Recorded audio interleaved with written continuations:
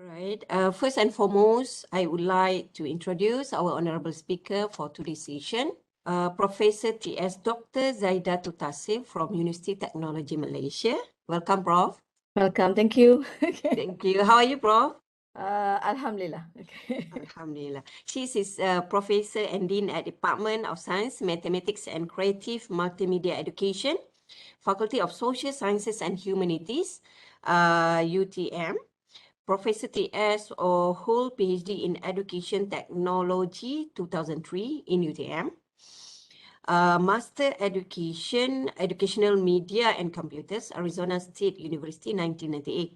Her research area is in educational technology and its application in learning science, mathematics and computer science subjects, both at schools and higher education level. She is also active in producing scientific research and publications.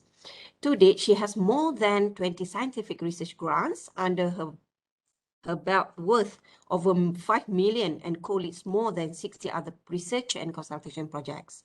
She won numbers of prestigious awards related to her research and innovation, such as Top Research Scientist Malaysia 2020 by Academy of Sciences Malaysia, Nelly Award 2028, ACRE 2019, IELA 2019, Asia Pacific Stevie Award 2017, Percipta 2017-2007, ITEC 2013-2003, MTE 2019-2013, and 2010.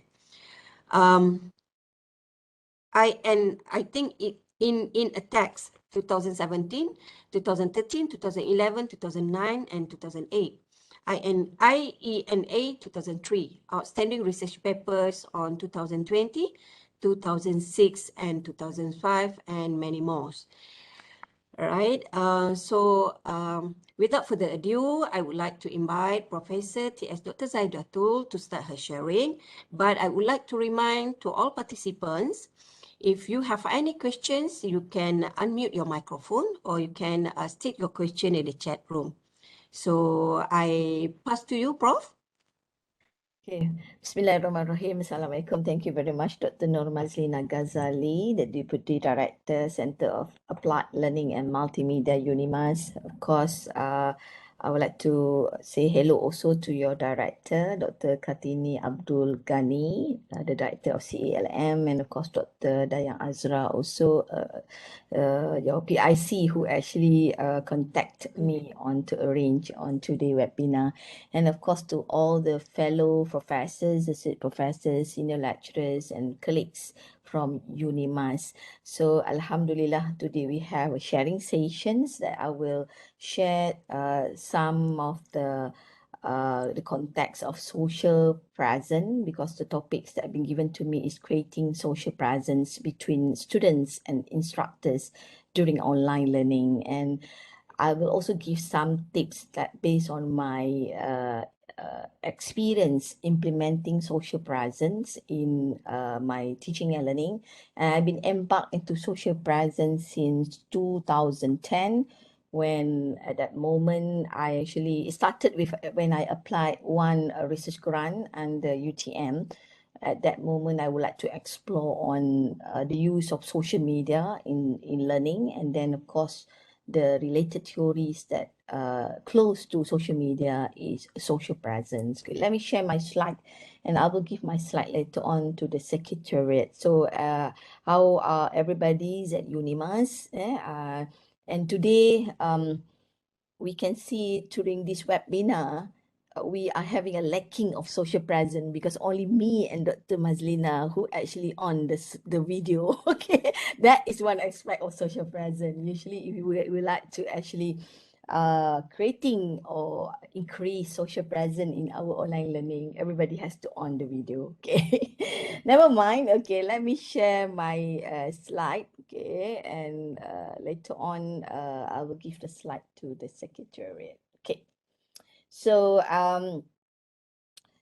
creating a social presence between students and instructor during online learning. Let us do a reflection first. because it's a morning in a Friday morning, and in Johor it's a holiday for Friday, so I'm actually quite available usually during Friday morning. Okay, let us try to reflect a little bit. So I prepare a Padlet. Can all of you scan the QR code, and also I will copy paste the Padlet link in the chat, and later on we will view the Padlet to just to see, okay, on what is actually is about my online learning experience as an instructor. So let us we call it, look at it. Okay, so the link of Padlet is already in the chat, so you can click that a link, and can we have something like ice breaking for today morning? So before we start, before I start, share some of the tips and how can you actually use or embedded social presence in your online learning. Okay, we are waiting for response. Quite challenging. Okay, that's good. Let us wait for more response from our friends. I believe during this COVID-19 pandemics, it has been forced us to go for online teaching and learning. I've been experiencing online learning since 1998, because when I did my master's at US, I have to enroll few courses through the open distance learning platform. So even though I'm actually enrolled into a full-time master program, but few classes I have to registered it as open distance learning students because they did not offer it at the moment. They did not offer it for the conventional mode of program. Interesting but very challenging. That's correct. Feel like talking to a blank screen than to people. Okay, yeah, that's true. Okay. When you actually have a WebEx session, you are the only one who's talking and nobody else is talking and nobody on the camera due to because of the internet line. Then of course you are actually talking to a blank screen. Okay. Just join UNIMAS as a lecturer. Okay, that's good as a starting point. You has been exposed directly to the online learning. Challenging and required more time to prepare the class. Of course, you have to prepare the class regardless of whether you have an online learning or face-to-face class preparation is a must in teaching and learning. Okay, let's wait for other response. Online is a trend. Yes, online is a trend. After this MCO and we are actually an endemic phase. I believe as a higher institution in Malaysia, we should continue go for online for some of our program, or we can go for blended. Might be on certain courses because having an online learning for us and for student also is a new skills and it's aligned with the education 4.0 skill requirement. Okay, let us look else. Do we have other response? It's a good idea. It's to give the students the opportunity to manage their time. Yes, that's correct. But I think the students are not matured enough, might be, to appreciate it. And there is not enough feedback from students, which more obvious than face-to-face lecture. Okay, we will discuss on it because I've been use online learning at UTM before COVID-19 pandemics, because when I actually when my term as Dean of the School of Graduate Study ended in March 2019, so I back to the faculty. And at that moment, as a normal lecturer, they give me 3 classes to teach, and I started to make my class as blended. So 40% of my class will be delivered online using, at that moment, I'm using Big Blue Button, okay, that already integrate in our e-learning system, and students love it. And of course, I receive active participation from my students and through the online medium. And today I will share some of the tips and process how we can do it. Okay, it looks like that's the only response that we receive. Okay, let us move to our next agenda. Okay, so that's some of the response. So this is actually some of data that I can share in August 19, 2020, a survey by related to the higher education online teaching challenges. So we can see here that student engagement is actually the highest online teaching challenges. The second one is adjusting the coursework, the technology itself also, and of course, in terms of proctoring exam and simulating clinical experiences, those who actually enroll into a programs, a medical program and so on. So what are the challenges? What are the challenges is actually related to, for the teachers, this is a challenges of the students, and this is a challenges faced by us in the instructor, preparing the materials to be presented online. One tip, simple tip is that when you embark into online learning, you are not just take your PowerPoint slide that you have been used quite sometimes for face-to-face teaching and learning, then you bring it to WebEx or Zoom, then you share to the student and you deliver your lecture. No, that's not the effective ways of delivering online teaching and learning. So you have to adjust your slide. You have to integrate your slide with activities. And when you integrate the activities, you have to use all the tools that WebEx prepare. Nowadays, if you enroll into, if your institution upgrade a WebEx subscription, you can see all of the tools like Miro, mind maps, and all other tools that usually SAP not in WebEx has already embedded in WebEx, that way you can use it. Okay.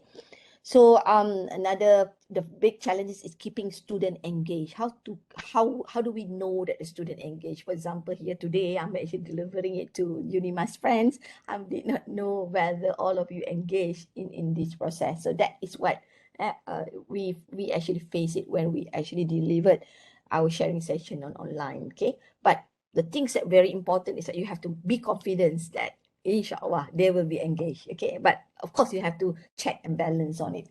Evaluating the student online, and that is the 50% of it, and of course using the online platform. Not everybody know to use the online platform, and don't be offense or don't be frustrated that we thought that we in the Malaysian university we're having challenges in implementing online learning. When I had a forums during MCO, I had few forum with my colleagues and friends from Germany, because there are discussion on challenges faced by the lecturers when they actually change from face-to-face to online learning. So when we discuss with our Germany friends, and most of the European country, especially the professor, the senior one, they also face challenges, the same challenges like what we face in Malaysia. So it looks like it's a global trend, not only us having challenges.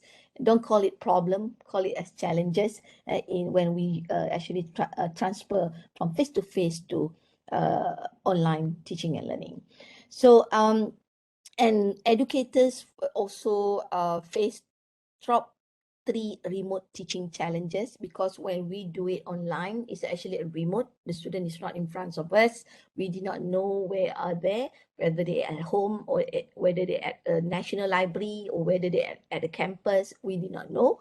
So, or at the shopping complex. Also, the administrator report at the top 3 remote teaching challenges for teachers is actually the teachers is juggling. Sometimes not only teachers, we also as instructor, when we actually work at home, we juggling with our family matters, at home responsibility. We have kids, and our kids also having their what you call it PDPR, their teaching and learning at home with their teachers, and they need also our help. And at that moment also, we are delivering our lecture to our students. So that is how the things take place during this MCO. And of course, the student aren't engaged, and some of students did not have access to the device and connectivity. I think last month we have a viral stories about the student did not have a notebook and so on. Okay, of course, not all students have devices to access to the online learning. And the teaching challenges in terms of it is actually same, juggling and home connectivity for the students and lack of training. Okay, and this is actually the student will face when you just deliver your lecture, where it's actually a boring lecture, okay, blah, blah, blah, blah, and student get in focus, and might be 75% of the student daydreaming while you're delivering your courses. 66% is actually doodling, okay, and 50% is chatting to friends about others, and sending texts about 45% might be, and passing notes to friends through their WhatsApp and so on is about 38%. This is the research actually conducted by MAT in 2009. Nowadays, I think we will receive different patterns also. Okay, and this is what might be our assumption also, and sometimes we will see that might be student cheat us, they did not on their camera, they might be sleeping, and they are not actually in front of their computer. So how do we make sure that they are actually concentrate on our teaching and learning? I will give some of the tips. And our expectation is that the student will actually in front of the computer, but then reality might be they are not, okay? And I'll give some tips that at first we have to be positive on it, and we have to consider that we have to expect the student actually in front of the computer. If a student is not actually in front of the computer, okay, what we can do is that you know that when you delivered your lecture through WebEx or Zoom, you record your lecture, then you put it back in the e-learning system or any platform, and then to make sure that student will watch the video, I give you a tip: set a password for the recorded video, then just keep the password without telling the student first. So you will see that some of the students will ask the password at the end of, I think, the weeks, because they did not know. They thought that when you put your recorded video in the e-learning system, they thought that you never notice whether they access it or not. But if having a password on it, then they need to ask you the password, then you can keep track that which student is actually watch the video that you put in your e-learning or any LMS system at UNIMAS. So that is one of the simple tips and tricks that I can share to all of you. Okay, and in reality, the learning community has been changed around the students.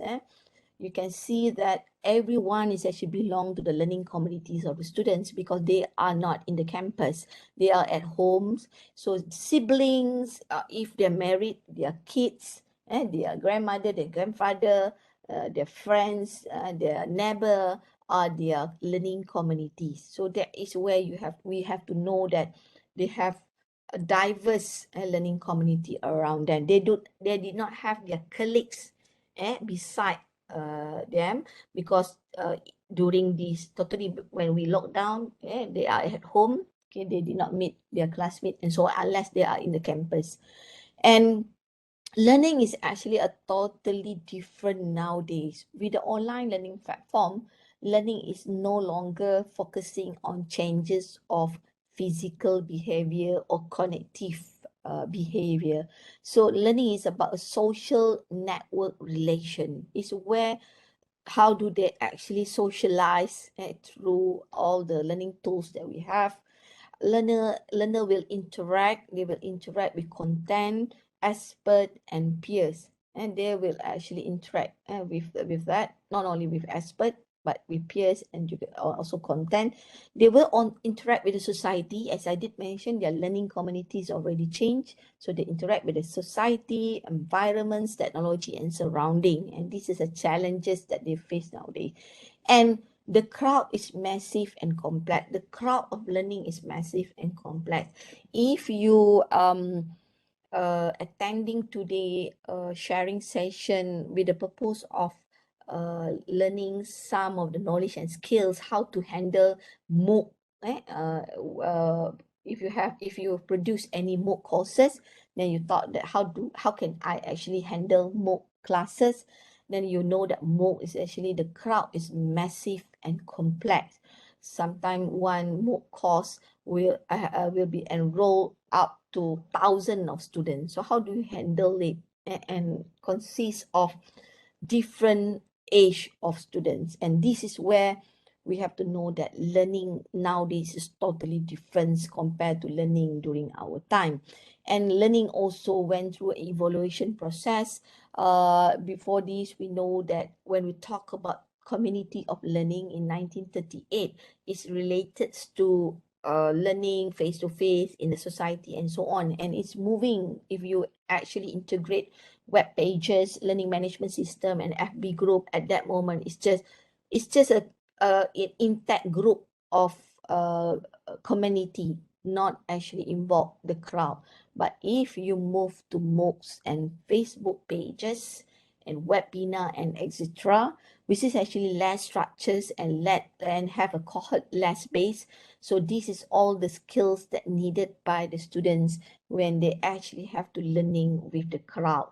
So to make sure that your online learning successful, beside delivering your teaching and learning in an interesting and attractive ways with lots of activities and embedded with social presence, we also have to inform students that they have to acquire all the skills that stated on the screen so that they can survive in online learning environments. And the way forwards, I believe, at UNIMAS, like for example in UTM, we have been introduced our open distance learning program in 2019 before COVID-19 struck the nation.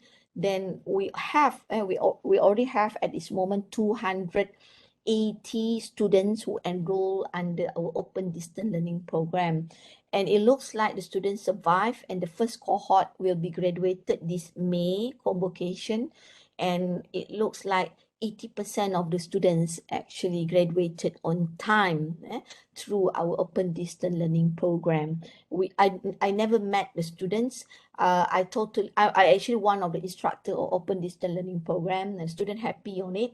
And it's quite challenging teaching the open distance learning students because they actually come from different background.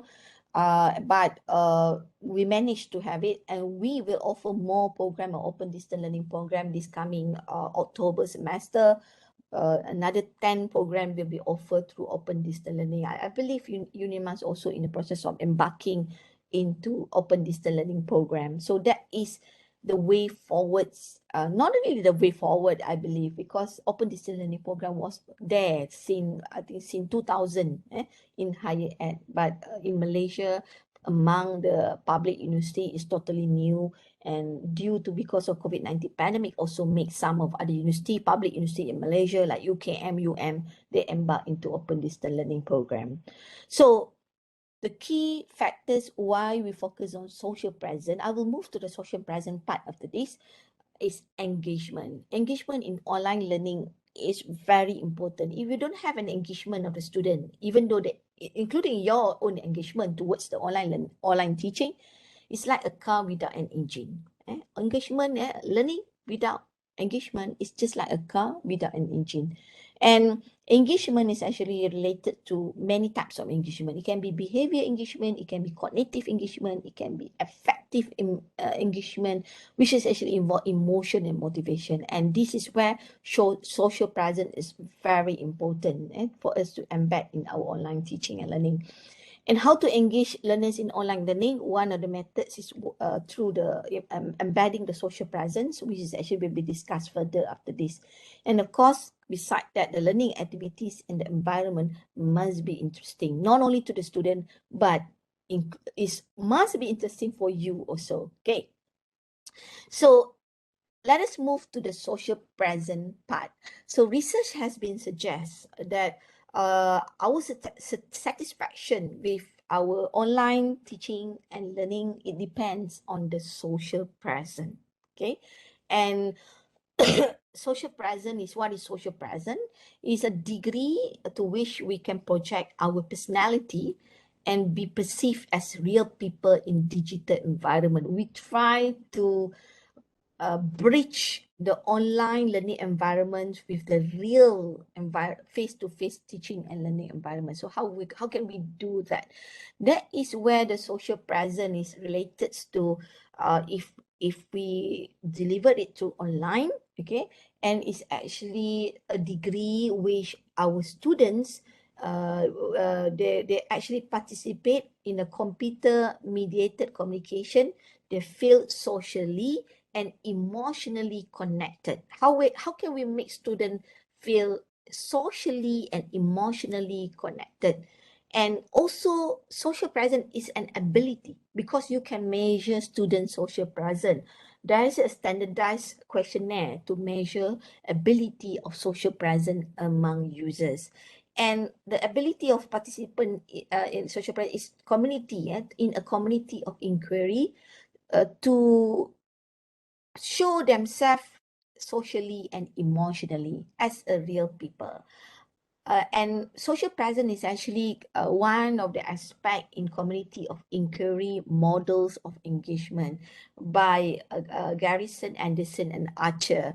Garrison, Anderson, and Archer in 2000 introduced a models called known as community of inquiry models, consists of social presence, teaching present, and cognitive present. So according to Garrison and Anderson, social present is needed to be overlapped with cognitive present and also teaching present, so that learning will take place effectively. So that is where the meaning of social present. So we have to check also our ability of social present in teaching online. Okay, how can we portray, how can we show we are actually socially and emotionally engaged into the online learning. Although sometimes we thought that we are just talking in front of a black screen, okay, and blank screen.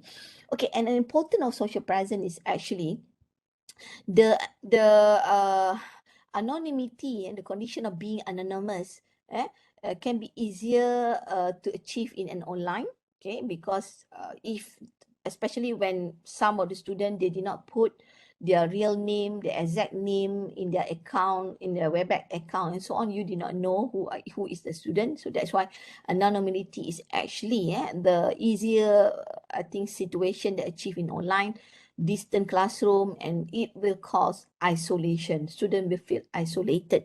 This is actually where the importance of social presence to bring back the feelings and the emotion of the learners into the learning.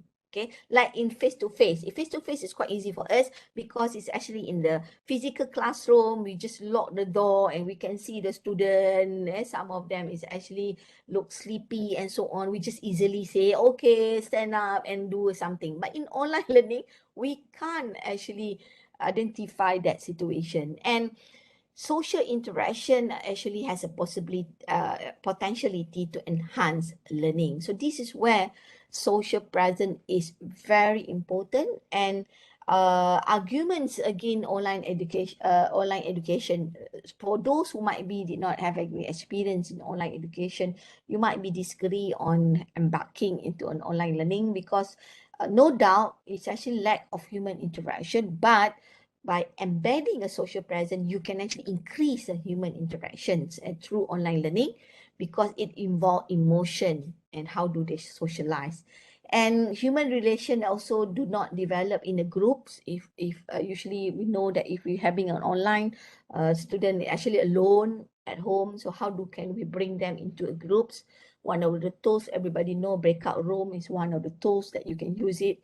And beside that, they also can set their own WebEx so that they can have their own discussion regarding the assignments and regarding the activities that you give for your class. And isolation, one of also the argument again online education, and also the limited opportunity to interact face to face. Okay, that is the arguments those who actually might be disagree on online education. Okay, and the challenges and as an instructor, we will recognize social present clues such as eye contact. If face to face, it's easy for us to see the eye contact, the body language, the excitement, the questions, the feedback, and the use of humor. And that is what the clues, complimenting, expressing agreement. This is what the instructor will recognize social present. But usually online, sometimes they are not on the camera, so you can't see their eyes,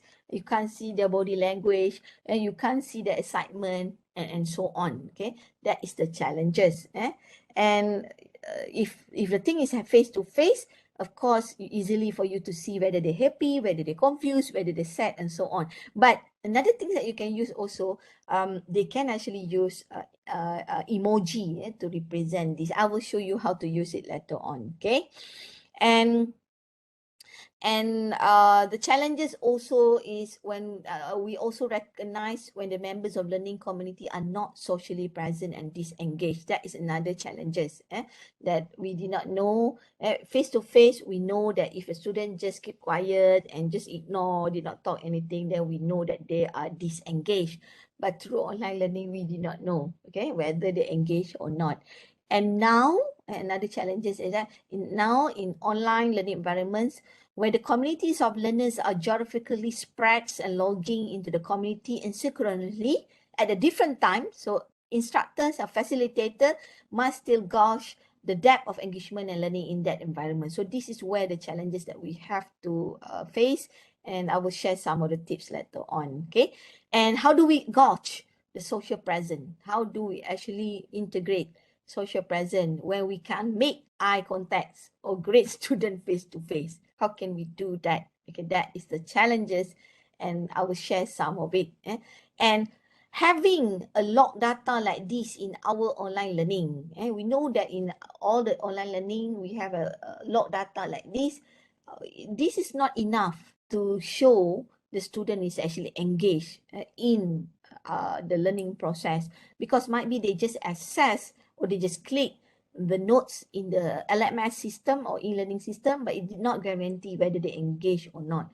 And you can see in your online learning, the time they actually access your notes, involved in the forums, and so on. But this is not a guarantee that they are actually engaged in online learning. Okay, and talking about social presence, there are components of social presence that we need to explore.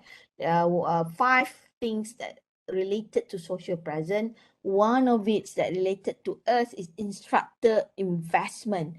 How can we show how the teachers show the involvement in student learning? So as an instructor also, we must feel excited to deliver our online teaching through online learning medium. If we show our eye contact, our behavior, or we did not on the video camera. Imagine you as an instructor, you did not on your video camera. How come you actually will expect students will be engaged and involved in terms of emotion and socially response towards your teaching? And so this is where the key point is on the instructor. Other factors is at the knowledge and experience. Student prior knowledge regarding the course also is important. That's why if you continue using online learning, the flipped classroom method is a must for online learning. Flipped classroom is something that you have to give all the activity notes prior to the class session to the students so that they can get themselves ready. And then when you start your class, first thing that you have to do is the asking about the learning materials that you give in advance to the students, so that they will know that they need to actually be ready in every class when when you actually give teaching and learning materials. And of course, the interaction intensity, what ways and how other students interact, you have to know, and we have to give time for the student to interact. That's why we have to have a breakout room for the student. The breakout room is not for us. The breakout room is for the student to communicate. Let me share my experience when I set a breakout room only for the students. I did not actually enter the breakout room. I set a 10 minutes breakout room for them to have a chit chat to discuss on not related to the class topic, to what they want to discuss. You know what? I try to pick. I change my WebEx names. I pick into it. I just enter the breakout room. I can see they are actually discussing how happy are them, how they are miss everybody, they miss their friends during this PKP, and they talk a lot about what are they doing at home and so on. So that is actually one of the technique for you to increase social presence among your students. Another aspect is community cohesion, which is actually seeing the class as a community. Not only us to feel not only students feel isolate, but we as an instructor also will feel isolate, because we have to set the mindset, set the spirits that this is a community of learning, although it's actually online. That's why when we deliver online, the class size should not be big. I think 30 to 40 students is enough. But then if you have an online session comprised of might be 90 students, I believe it's very difficult for us to set the community. And effective association is something is about how students and teachers show emotion online. How can they show their emotion through the online? Okay, so this is where factors of social presence before we go on how to implement it in our online teaching and learning. And I'll take three social components, three components of social presence. First is must be an open communication, is a group cohesion, and effective expression. Effective expression is related to our third domains of knowledge, which is actually effective. Everybody knows, isn't it? Cognitive domains of knowledge, psychomotor domain of knowledge, and the third one is effective expression. So it must be an open communications where through the communication, the learning climate should enable all participants to feel secure. So you have to make sure that the student feels secure when they want to throw any comments or idea in your class. This is not only happen through online learning, through face-to-face also. How guarantee of us that when the student throw something, when they actually say something or comment on our teaching, how sure are us that we will act professionally? Because you know our culture is totally different, like the American people and so on. In the American university, you can just criticize your lecturer anytime in front of others, but you have to do it in a proper way and the proper words and in a nice word and so on. But what happened in your class, if a student suddenly put it in a chat or say something, Prof, I think I can't follow the way that you teach. How can we respond towards it professionally? This is where the open communication is very, very important. We have to welcome open communication in our online learning. And of course, the interpersonal interaction also is a necessary. How can they communicate among others is one of the skills and aspect in open communication. And group cohesion is sense of the group identity. How do you bring together, especially the first year student, when the COVID-19 pandemic struck the nation, they did not enter the university yet. They did not register face-to-face at the university. They enter university through the virtual environment. Okay, how can you create a sense of group identity among their classmates and so on? And how come the effective or emotional expression be embedded to reflect the emotion, where what are the tools that you allow the student to reflect their emotion? And some of it you can use, and some of elements that you can use is something like humors, emoticon, or emoji, and self-disclosure. That is one some samples of indicators of these elements that you can actually see and observe. And social presence in action, if you look at emotional expression, as I did mention, using emoji or emoticon, open communication is a risk-free expression. You have to be professional enough and be open and be be positive on any comment that the student give, and welcome also negative comment. And group cohesion is, how can you do that? You can actually encourage collaboration. Okay, with all the new tools that we have nowadays, and these are the top tools, 200 tools for learning in 2020, and this is why social presence is very important. And if you look at the ranking for 2020, I think this is the ranking for the top tools in 2021. You can see that YouTube is the number one. Zoom is the second tools that been used widely during, especially in 2021 because of the COVID-19. Of course, all the online meeting tools like Microsoft Teams, you can see it, and WhatsApp for a synchronized tools for meeting. That is tools that really popular that been used in 2021. And talking about social presence, another factors that we have to know that media differ in the ability to convey the psychological perception that other people are physically present due to the different ability of the media to transmit visual and verbal cue. Meaning that some media that you use for communication, it actually less in terms of social presence, like email, WhatsApp, forum. Some media is actually welcome and concentrate on high social presence, like Facebook, handphone, face-to-face discussion, Webex, or Zoom. That is a media with high social presence. This is where we have to know that some mediums have greater social presence than other medium. And this is where choosing the right media is very important in teaching and learning. Okay, let me stop for a while so that might be I welcome any questions on social presence per se. Later on, I will continue on sharing tips and technique to integrate social presence in your teaching and learning. And the tips and technique is more on realistic approach because it's totally based on my experience, not based on any suggested by any theories or what. Okay, let me open first for any Q&A. So that because we have 2 hours today, I believe we need interaction also among us. After hearing I'm the only one who speak here, okay, let us welcome any questions and concern from the Webex chat. Okay, or you can just on your camera and say anything. Okay, anyone? All participant, anyone? You would like to ask question to Prof regarding the content? I think a lot of content that covered by Prof just now.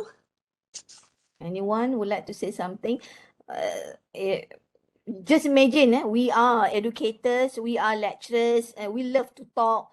But when you face your student, who actually the new learners and so on, tendency of asking question from the student is memang less lah compared to the lecturers. Because usually when you online learning, I agree that sometimes through the online webinar, you might have other meeting and so on. Exactly. And now we are actually in a multitasking environments and so on. Anyone would like to Prof, ask? okay, I think I have a question. Yeah. Prof, when we look into the presentation just now about the social presence, so do we have any other method in order for us to create the social presence? It's not only using the camera, because just now you mentioned that perhaps possible that our student not normally we are only the one who are on the camera and providing the information on the class. But is there any other methods that we can highlight as social presence during the online classes? Okay, when you have an online classes, talking about to integrate social presence in teaching and learning, it actually will related to 3 main component. The first is actually your learning activities. When you have an online learning session, you don't just deliver your notes. You must have a learning activities. And I will show you some of the learning activities that embed with social presence. Okay, so through that learning activity, the sense of belonging will actually come and the student will actually interact with others because they have to do the activities. Even though they cannot on the camera, but through the learning activities, and the learning activity also have to consider the social present element. Okay, that's one thing that you can do without something that different than the student need to on the camera. The second thing is that the way that you approach your student.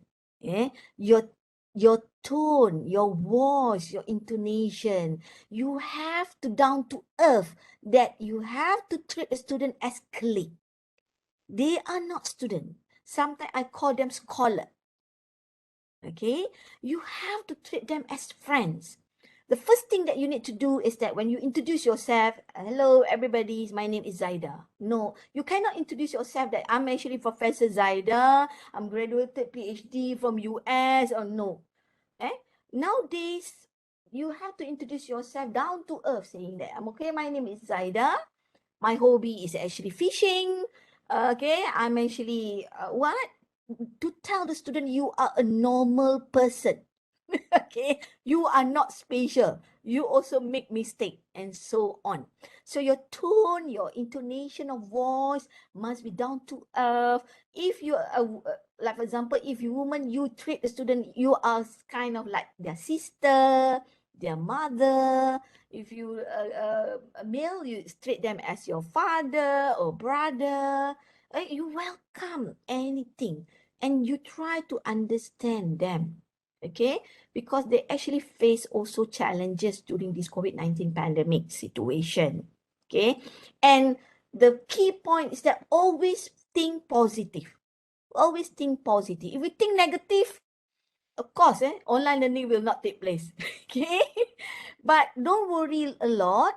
Well, the things that you have to know that you have to be patient a little bit, deliver it, have an activity, give assignment, wait for the student to submit the assignment, and don't think that the student will copy paste it from other sources.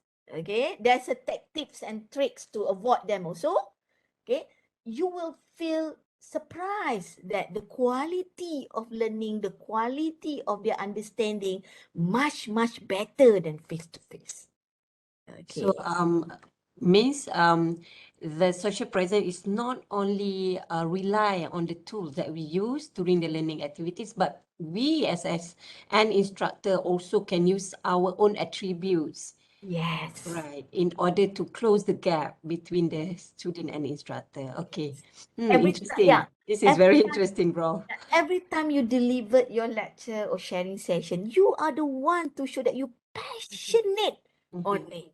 Okay, you're passionate on it, and you are normal. In my class, I allow the student to eat, to drink during the online learning because I also have to drink. Okay. Exactly. And sometimes I ask them to on the camera while they're eating something. And I ask them, what are you think that you ate? Okay.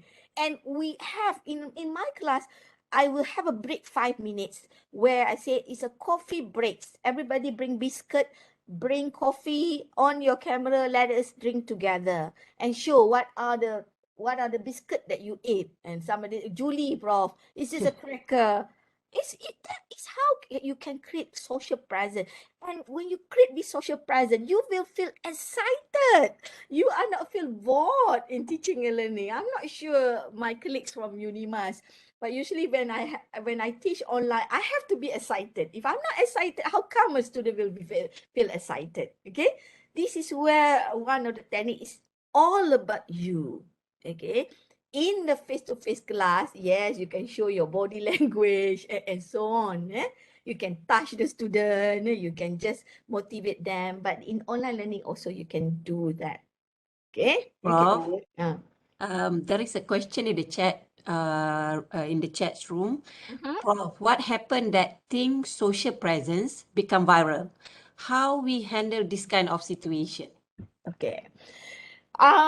The social presence become virals if you actually might be did not use a proper words in advising the student. Okay, we are human beings. We can actually advise the student. We can get angry with the student. Sometimes I also get angry with my student. But talk it and smile towards it and try to find a nice word. For example, I did not actually use the word of problem. I just put it as challenges, okay? And try to understand your students. So that's why in online learning, we have to be careful. Everything will be recorded. Not only us will record it, the student also will record it using their handphone and so on. So that's why when you talk something through online learning, mind your words, okay? Don't say anything that will make it people can viral it, especially when might be you discuss about political issue and so on. Okay, that's the things that people will trap. You will be trapped later on into what you will say.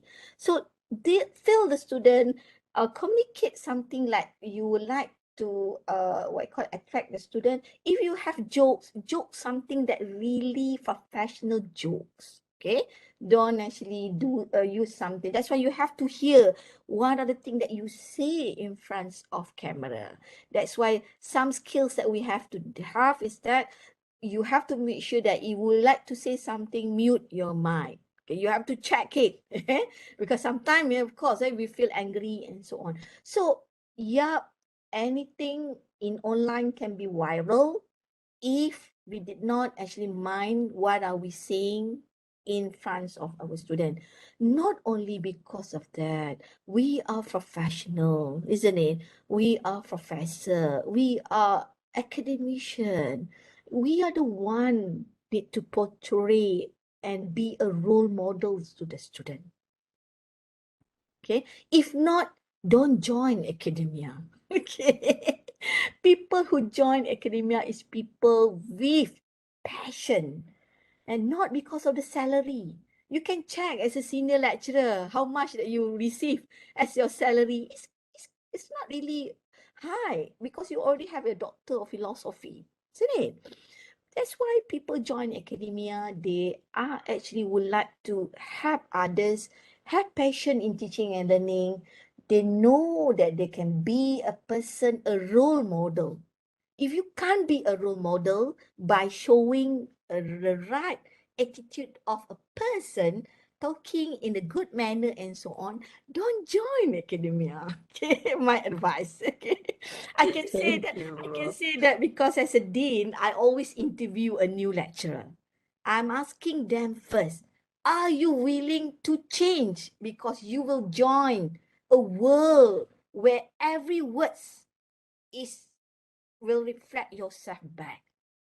Everything that you post in Facebook will reflect you and UNIMAS. Okay? Exactly. So if you join academia, you can't say that, no, Facebook is my personal. I can put anything in my Facebook. No, you forget. You are UNIMAS staff. You tie with UNIMAS. Mm-mm. Unless you are retired. For me, if you retired, you still tied with as a UNIMAS alumni. Okay? People don't want to say, if you show something that not really reflecting an academician, people will say that, oh, look at what happened to this UTM lecturer saying something that is not really look professional. Some people say that, betul ke orang tu ada PhD talking like that? I think that is where you have to ask yourself. Okay, the what you call it, the ruh, ruh as an academician must be there. Okay, that is my advice lah. Okay, let us continue, Okay. Dr. Yes. Mazlina. Okay. Okay, let us continue some of the sharing. I have 25 tips to share to all of everybody on how to implement this social present in your teaching and learning. Okay, how can we make it happen? How can we make it happen? Social presence is actually occurred in learning activities. And actually the thought is normally actually in the individual in nature. And how do you prompt to your class? How do you create, and how you can create also conversation outside of the class. I will show you how to create conversation outside of the classroom, outside of the online learning classroom, where the student only involved. You only just check it. Okay. And you need to embed the course discussion into daily life. Like for example, you take in the social media, in the synchronized communication, and you also can use embed. You can also use a synchronized communication channel. So this is the 25 tips of embedding social presence in online learning based on my 25 years as a lecturer. Actually, I've been in UTM since 1995, almost more than 25 years, okay, almost 27 years. But as a lecturer, about 25 years before this, I joined UTM as a tutor. Okay, so you need, before tip number 1, before the class start, you need to engage the students as early as you can. Share the syllabus, the course info, not on the first day of your class. 1 week before your class start, you set a WhatsApp group. You give them, you introduce yourself. You ask, you introduce yourself, where are you from? You are from Johor, you are from Perak, okay? Are you the youngest in your families or the elders?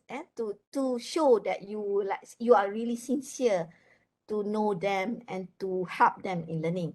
So you have to create a welcome video, might be a personal introduction about yourself to all of them, and then put it in any synchronized platform or in any learning management system.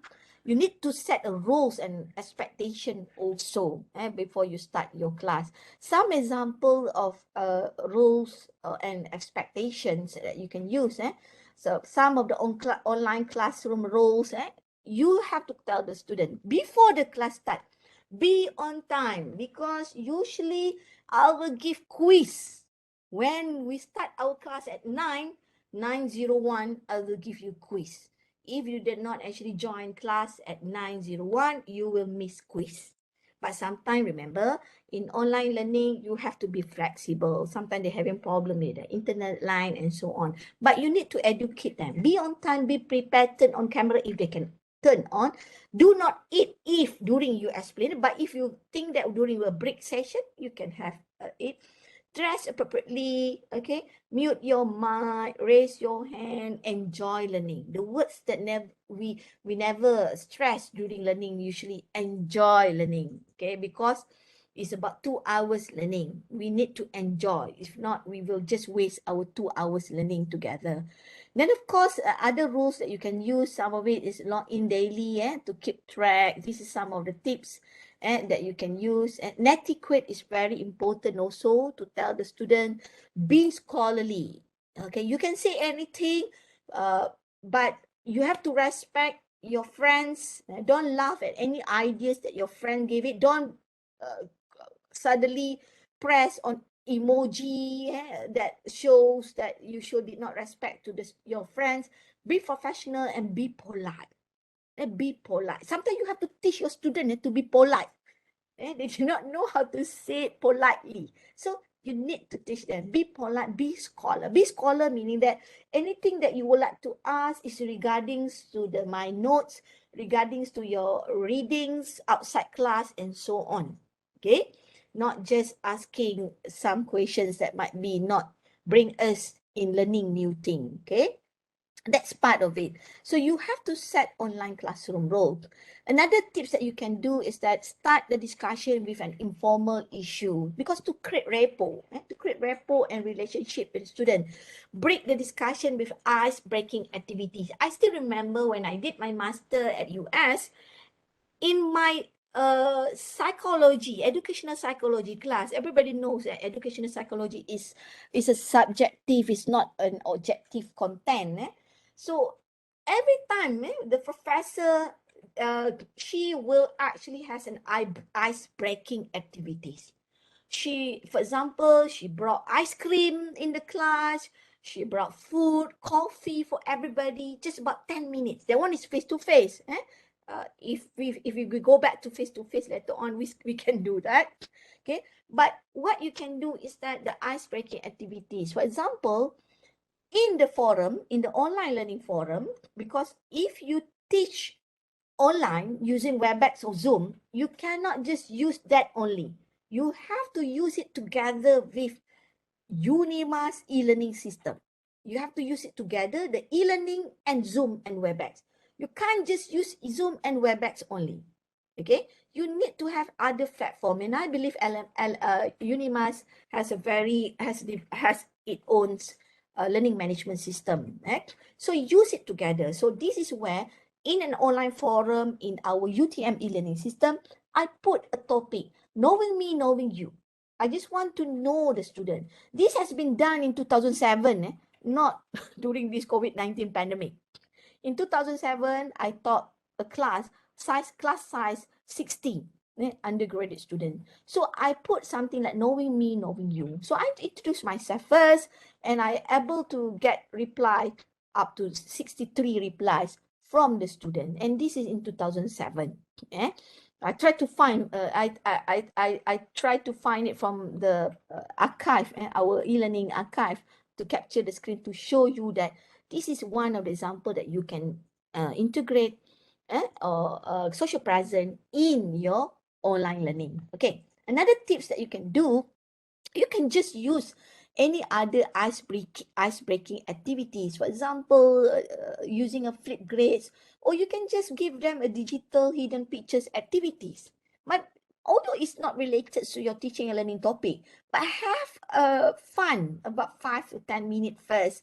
Ask them to find something missing in this picture and so on. Okay, so this is where to create or to set the feeling in your class. And of course, you can also create a meet your classmate section of your class where the student will introduce themselves to one another. So what you can do is that you can just use Padlet like this. They can introduce themselves, where are they from. This is where tools is important for you to use, but the activities behind the tools and the creativities of using the tools is more important. Okay, this is one of the example. Another example here, you can see the student introduce themselves, pictures, and there is student also, like for example here, she already has skate, and so on. So they will understand more their friends. And this is where, and this also is not showing, I think, her picture, but it's showing her parents' picture and so on. Create an online orientation video message. Sometimes you ask them to use an application like Flipgrades like this. They will introduce themselves. Okay, and I'm able to collect some of the videos that they actually introduce about themselves. Then this is where you can see their communication skills and whether they are good or not. Who are they, and so on. So this is where I use it in my class. That is, this is a tip number 2. Tip number 2, create an online orientation video. Flipgrades can be done through handphone. Nowadays, it's very easy. You did not need a video camera, expensive video camera. You can just use handphone to record your video and so on. Okay, introduce yourself first, then later on you ask them to introduce themselves, and make sure that you watch the video lah. And you watch the video. Okay, tips number 3. If marks can rewards, and if marks and reward can motivate them, give marks for active participation. So I give marks to active participation in my class. This is I've been using in 2005. 2005. Active participation in my class, I will give marks. I will respond towards it. And how can I calculate online forum participation? You can refer to I have a YouTube channels that I had a video sharing on grading online discussion forum participation. And usually I will give 5 to 10 marks. So give marks to the online class participation so that it will increase sense of belonging. It will make them contribute their ideas in the online forum and so on. Okay, tips number 4, set class communication channels. You have to set, because you did not see the students. You're only going to see the student when you have a WebEx session with them, or you online into the e-learning system, and they also online in the e-learning system. So set a class communication channel where to send question. You can then send it to email. Can they send it to e-learning forum? Can they send it to WhatsApp group and so on? And you need to quickly respond also to their email and discussion forum and inform them first. For example, as the dean of the faculty, I will always tell my students, okay, if you have questions, if the question is urgent, so put them urgent, okay? I will respond it even though I'm in a meeting. But if I'm chairing a meeting, of course, I cannot respond it. I will say, sorry, I'm chairing a meeting. They say, okay, Prof. Okay. If it's not urgent, then you just put it not urgent. I will respond it after office hour because my schedule is full with other meetings. They usually understand it very well. So this is the thing that you need to inform the student, the agreement between you and the student. Okay. So what sort of regular communication? For example, I always inform to the student, you can contact me through email, you can contact me through WhatsApp, you can contact me through online forum, you can actually call me also. But if you need to call me, message me first because I'm afraid that I'm in a meeting. I cannot take your call. But the fast channels that you can reach me, I say WhatsApp. WhatsApp is the fast channel that you can reach me. Email, you also can reach me through email, but I will reply email might be at night after I done my dinner and so on. I will check my email. Okay, but then if you want to reach me fast, through WhatsApp, because sometimes I will check my WhatsApp regularly and so on. So other plan you have for how you will available to the student, virtual office hour. Another thing is that if you set your virtual office hour. For example, you might be informed the students that I will be online in the online e-learning system from 2 p.m. to 3 p.m. every Monday. Okay, that is my virtual office hour. You can just knock it and enter the online forum. Okay, and then I will be there. So that is how to set the class communication channel. And of course, the easy way is that to set a WhatsApp group and give the QR code for them to join the WhatsApp group. That is the easy way. Okay. Tips number 5, create question and answer and social forum. Online forum and e-learning is not only, you not only use it for discussion on a topic that you teach among your students. You also can set an online forum, something like online office forum, ask the Prof, a class cafe. Class cafe is actually just to discuss about what are their favorite foods, what are their iftar, what are dishes that they're having for the iftar, something like that. What the water cooler, sharing is caring. Sharing is caring, something like what are they're doing during weekend. They can share it inside the online forum.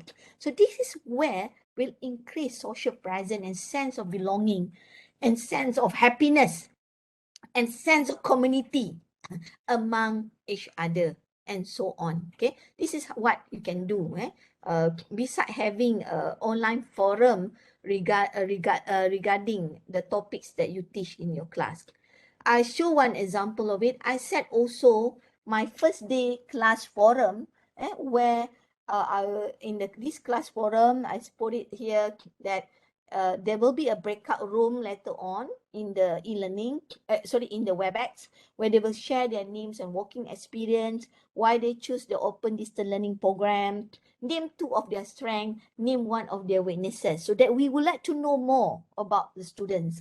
And later on, they need to discuss it in the forum, and it will be continue discussing and so on. Okay, so this is where how tips number 5 to integrate and to increase the use of social presence in your online learning environment. Not only WebEx, you have to use other platform like e-learning system to support your synchronized communication with your student. Okay, humanize your asynchronous open distance learning course or your open distance learning forum. You need to balance it. You need to balance and synchronize and synchronize. So synchronize is through WebEx, through Zoom. Asynchronous is actually through the online forum, through WhatsApp group and so on. Make it balanced. You have to schedule the virtual office where the student can get a conversation with you. It can be also personal if the student set an appointment with you. Okay, at your personal touch, assign clear deliverables, and don't be camera shy. And don't be camera shy. Some instructor, they might be camera shy. So don't be camera shy. That is another things that you need to, how can you humanize? Another tips that you can do is that encourage students to share experience and belief, and it's okay for them to make mistake.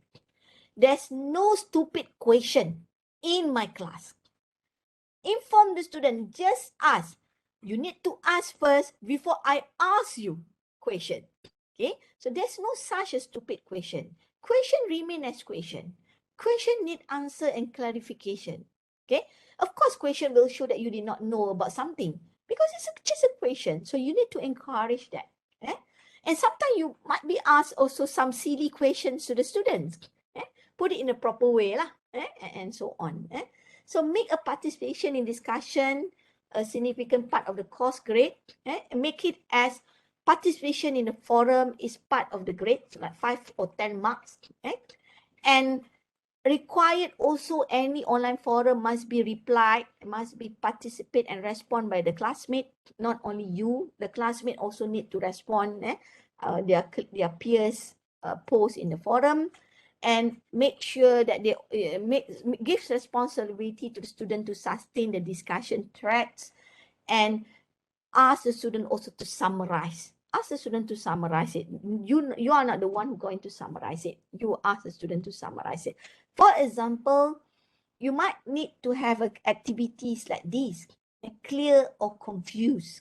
Okay, in this activity, each one of you will provide it with 2 slides. You can just easily use Google slide as part where you share it to the whole class. Each student you allocate 2 slides for each student. Then they have to state it, anything that they understand towards the learning or anything that they need more clarification. Okay.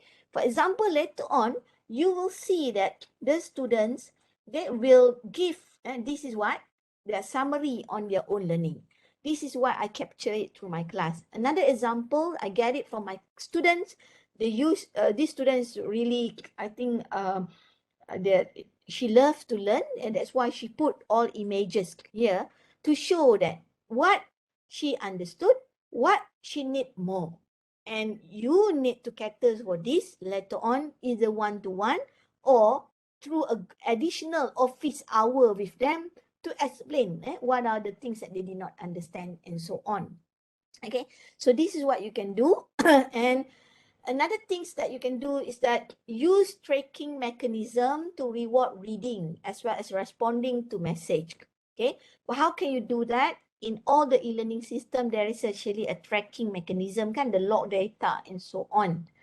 And also might be you require student to capture their forum discussion to show that they actually asking question and they also reply some of their friend question in the online forum as part of the assignment. I always ask them, each assignment I will put a forum for them to discuss how can they solve or find answer for the assignment or question. And they need to capture the screen to show that they participate in the forum, and the screen capture will be an appendix for the report of the assignment.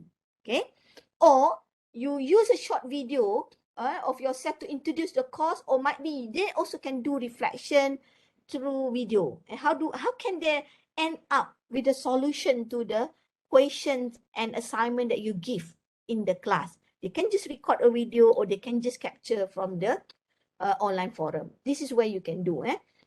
And model good online behavior and practice. This is some of the model: personalization, greeting, affirming message, use of emotion and emoticon and emoji. Like for example here, you have to know very well all the emoticon and smiley emoji in the WebEx, in the forum that you can use.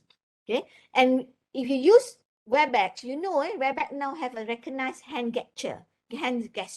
So you can use your hand to show, like for example, thumbs up, and suddenly the emoji of thumbs up will be there. Okay, so it shows that WebEx can cache it. Your camera can cache it. You use it thumbs up, and then if you on your hand gesture facility in WebEx. Okay, so this is where you have to use it. All the emoticon, the smiley emoji to show that you love your student, you care your student, you care your student, and so on. And the tips number 7, give a reflection form. I have a reflection form. For example, in my reflection form, I put part feeling. What did you like about these activities? What were you able to do well? Okay, then they have to reflect towards it. And this is to portray their emotion. To just catch more their emotion towards learning. This is a part of social present. I put a self-reflection form here. Every assignment that I give it to my student, it followed by self-reflection form, because I would like them to reflect and their learning process, and I would like them to learn about themselves. Believe me or not, sometimes students, they did not understand them. They did not understand themselves well. They did not know their strength. They did not know their weaknesses. They are just at the age of 20, 21 years old, 18 and 19 years old. They are new in life. So this is where the self-reflection will help us, will inculcate something of sense of self-skill to know themselves very well. Okay, so this example of self-reflection that I give it to the student, and this is how my student answer it.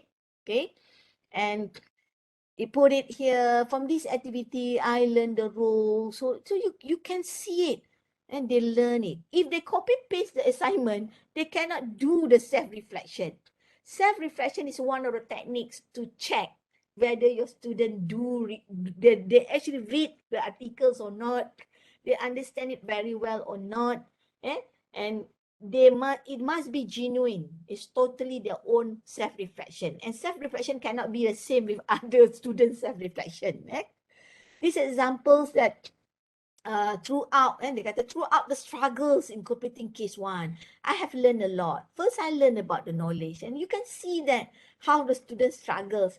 But they say, besides, some of my colleagues refers to me regarding some points for content. I feel honored to have helped them in understanding it. So can you see the power of self-reflection?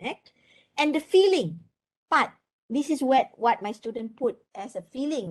They say that this activity that has given me a new insight into the whole pictures of the topic that they learned. And I felt that I was able to put the information gathered with the notes given in a proper writing, something that I didn't think I could do it in the first place. Can you see it? And when I read it, oh my God, I'm so happy that my student able to do this. Okay, this is the power of self-reflection. Just one page of it. And give marks. I give marks to self-reflection. I give only 2 marks for self-reflection. Okay. And your comment, tips number 8, every time you have class, put in the online forums your comment on our class today. Ask them some comment. You just want to know whether they engage or not. You need to improve your online teaching. So you ask them a comment. What should I improve in the future? Okay, because it's about them, it's not about you. Although you are the one who teach it, but they are the one who are going to learn it. So and if they can't give a comment, introduce them 5-4 techniques. I don't understand, I need help. They can just do it. I think I've got it, I need a little help. Got it. I'm off, teach someone else. Okay, something like use 5-4 methods. Where if they don't want to write it, they just use this either one of these option. Okay, tips number 9. Okay, use audio video to embed feedback on assignment within them. Meaning that you have assignments that they have to answer it. You don't have time sometimes to comment it in Microsoft Word, or when you use the features of comment in Microsoft Word, you don't have time to type all the comments. What you can do is that you can record the video to comment all the assignment. You can record it using your handphone, isn't it? And during lunch hour and so on. Then you embed it and post it to the student. This is my comment to your assignment. What are the things that you need to improve? What are the things that you need to add, and so on? It's so easy nowadays to give comment, isn't it? I'm actually wondering, I'm actually wondering something that I throw this idea to my colleagues at UTM. I said, final exam question. Can our student answer final exam question without writing something? They can just answer it through video. Can we do that? Can we do that? Final exam question answered by the student through recorded video. They just record their video and they're explaining it. Okay, might be for the calculation exam question, you can't do that. But for the anything that related to explaining something, you can use video also. But can we do that? Then this is the way forward that we need to be creative and think about it. Okay. Tips number 10 is about, as I did mention, always mention about leisure, friendly approach, and your tone in teaching and learning must be to show that you care about your student. I always address my students, like the ladies, I address them dear. How everybody dear, I give a love emoji to the woman and not to the male student, to the female student only. So for the male student, I give flowers, I give apples, to show that I care for them. Knowing me, knowing you. If you know me very well, I would like to know you also very well. So this will increase social presence among your students. Okay. And tips number 11, everybody knows that there are two types of communications that are very popular for us to use in online learning, synchronized and asynchronized. So you have to use both of it.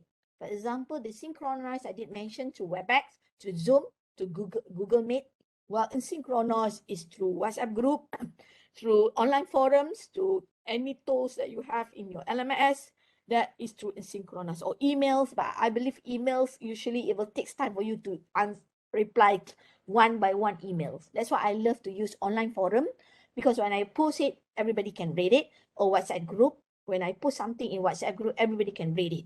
Okay. Or even I can privately reply on certain students through WhatsApp instead of email. That's why I always inform my student, if you email me, it will take time for me to reply email, because I have other emails that I need to reply, and they know me very well. Okay. So for the asynchronous communication, some asynchronous learning activities that will reflect social presence might be read and take notes, plus reflection, watch video-based instruction, listen to podcasts, explore teacher-curated resources. You have your own blogs, might be consists of all the, you have your YouTube channels, ask them to go to the YouTube channels to explore your resources, engage in online discussion, practice and review. That one you can do that in the e-learning system. Research and explore, ask them to search on certain thing, and reflect and document learning, and reflect and document, do reflection. And for example, in all e-learning system, there is actually what I call it online journals, where the student can actually just easily set up and do their self-reflection. Okay. For synchronized learning, some of activities what you can do is that lead the interactive modeling session. You can also use a role play in the synchronized. Give them a roles. And sometimes maybe you just take about 30 minutes. You pass the roles of instructor to the student. You're going to be the student in the WebEx. Okay. Now you will give the roles to your student, and they are going to explain some things. But if you want to do that prior to the class session, you need to inform them. That will be the next class activities, where everybody will be given about 2 minutes to be a lecturer in the WebEx and so on. Okay. So differentiate the instruction for small group. Personalize the instruction. I mean, you can provide coaching. Sometimes you need to coach one by one. This is where to increase the social presence and so on. Okay. Facilitate the real-time conversation and poster collaboration and real-time feedback also. And this is what, and in social presence, we need to focus more on synchronous learning activities.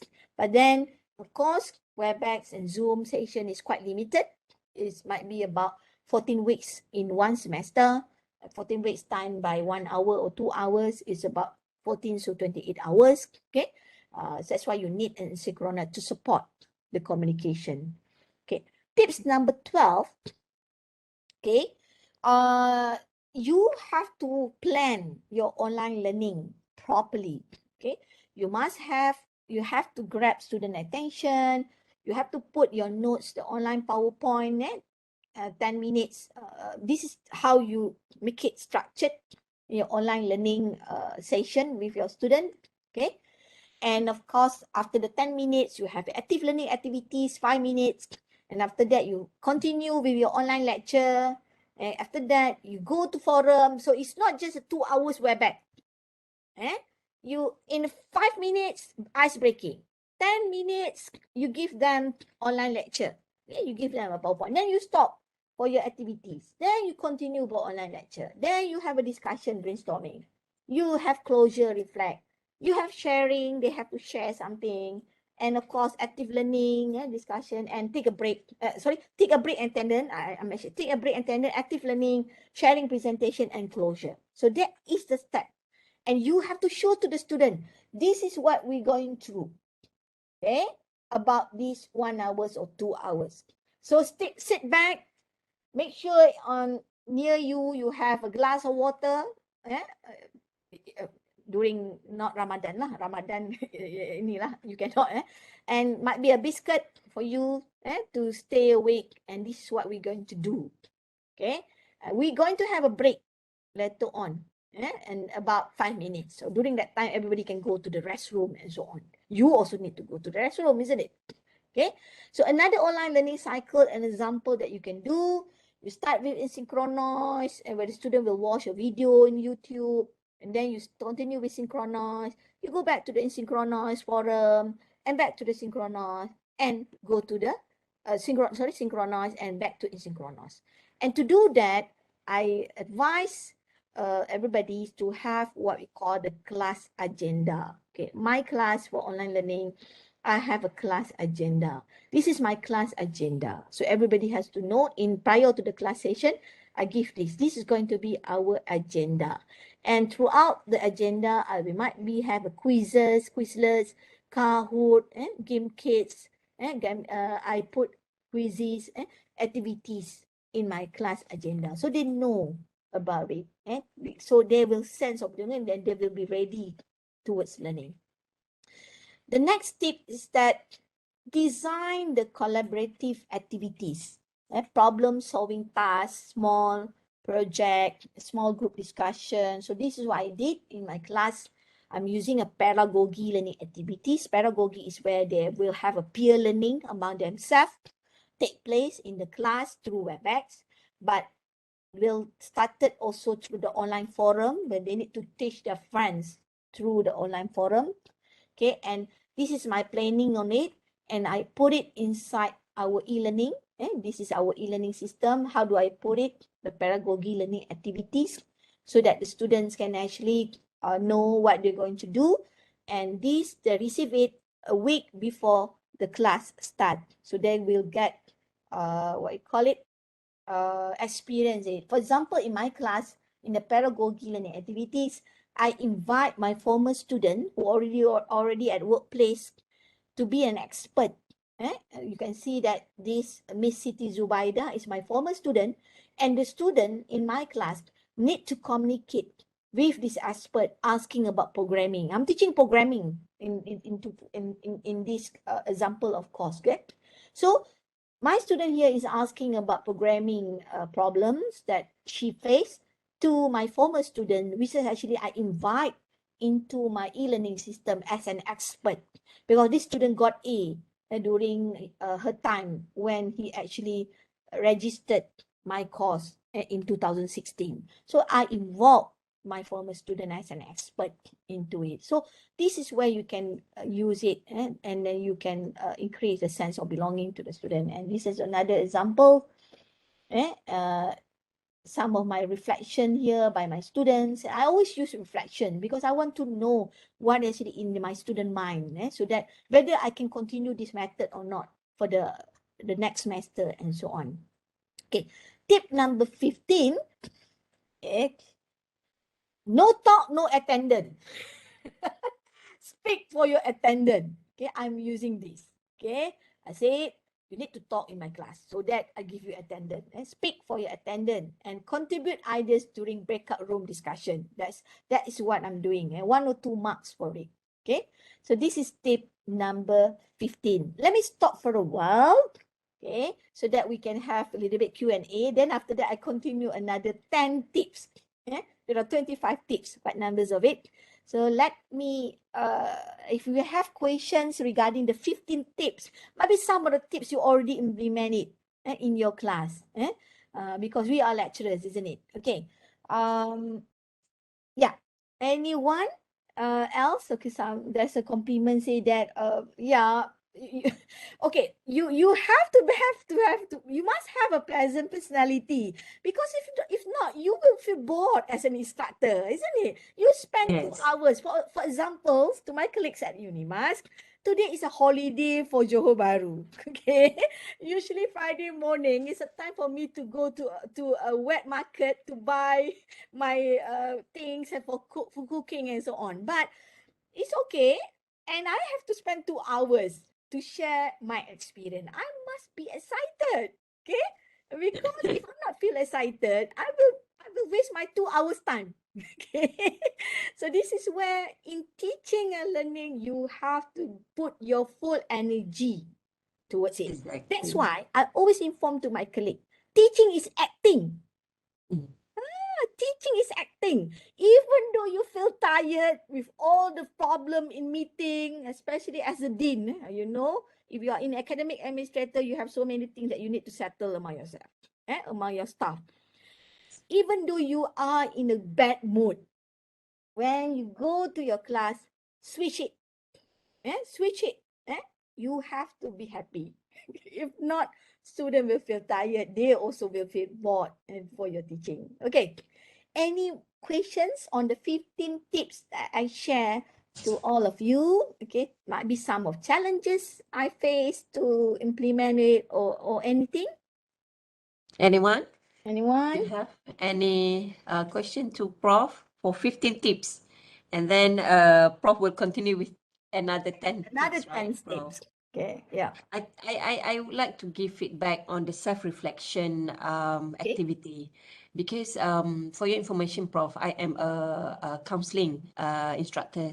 So we do a lot of self-reflection, and then I'm quite attracted with your type of self-reflection, because yeah, even though we are using more self-reflection in our assignment, but I think the self-reflection for activities also able to works for assisting students. Yeah. Because before this, I'm usually using verbal self-reflection. But I think if we are providing the written self-reflection, like Prof suggested just now, I think this is a impactful way of reflection from the activity from the student as well. So I think when they are doing the written self-reflection, it's easy for them to keep and read, Yeah.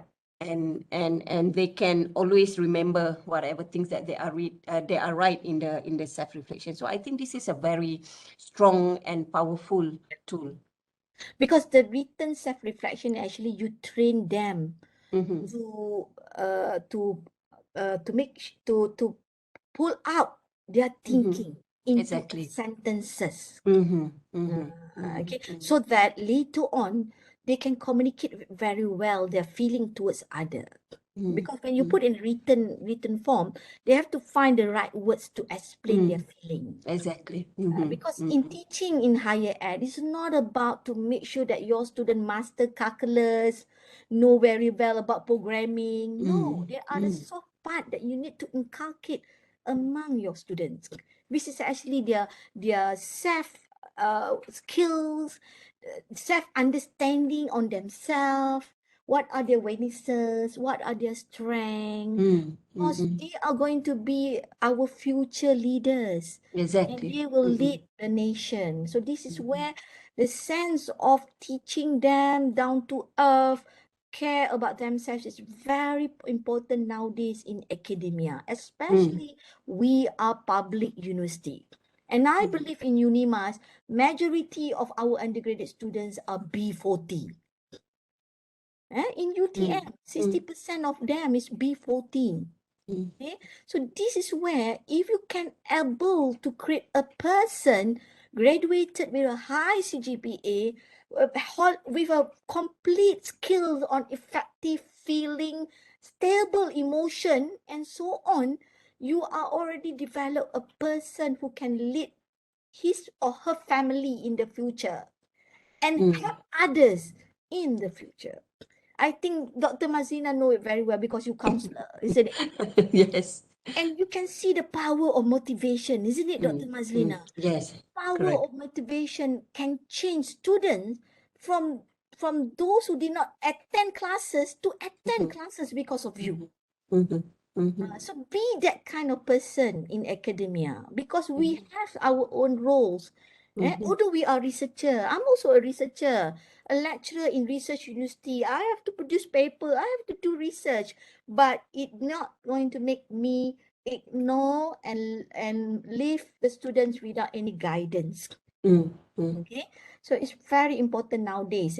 You have to support the students to be strong. Because our Z generation nowadays and Alpha generation, they are very fragile in terms of feeling, okay, compared to us. And don't ever compare yourself with them. Okay, during our time is totally different. During our time Yes. at the university in 1990, it's totally different with their time nowadays in 2022. So that's why this is why you need to understand them very well. Okay, Yes. Yes. so let me continue. It looks like there's no questions. Okay, let me continue for the rest of the tips. Okay.